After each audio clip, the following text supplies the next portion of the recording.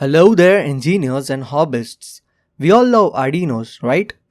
But using an Arduino Uno, Nano, or any other Arduino for small tasks like displaying a simple message on LCD or just fading an LED would be rather waste of resources and money.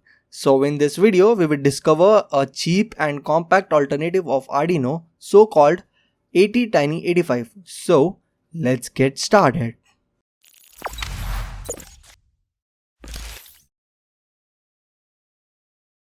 Attiny85 is similar to Arduino, but it is not Arduino.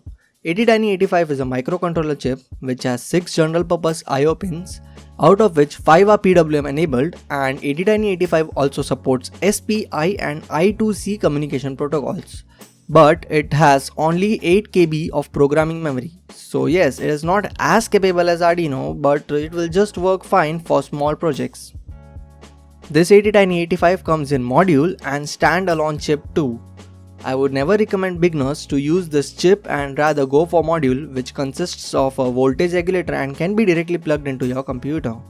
But before you plug it in computer, there are things that needed to be set up. To do so, first open your Arduino IDE, go to Preferences and simply paste the link in the description on the additional board manager URL. Then simply press OK and close the Preferences tab. Next, go to Board Manager, select the contributed type of board.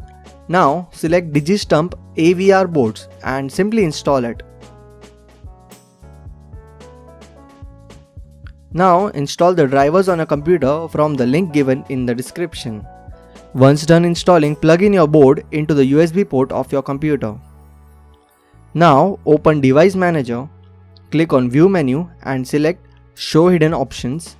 Once done, you would see a device called as LIB USB-WIN. So click on this device.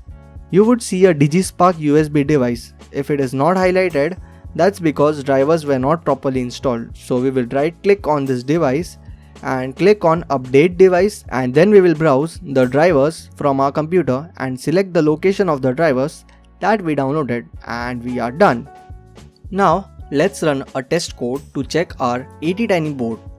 I will simply try Blink code, which you can find in my Instructables link. So here we will select DigiSpark default 16.5 MHz board and programmer as micronucleus to upload this code.